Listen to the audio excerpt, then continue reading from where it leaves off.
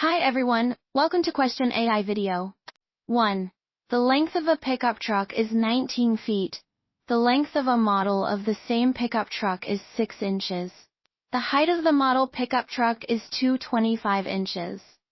Which of the following proportions could be used to find the height of the actual pickup truck? Select all that apply. A. 6 over 225 equals 19 over x. B.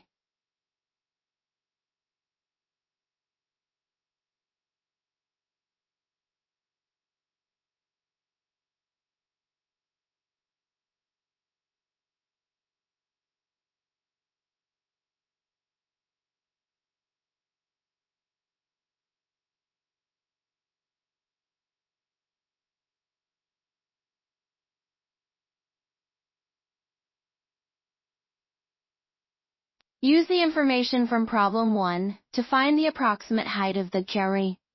Want the full explanation? Check out the details below for the complete answer.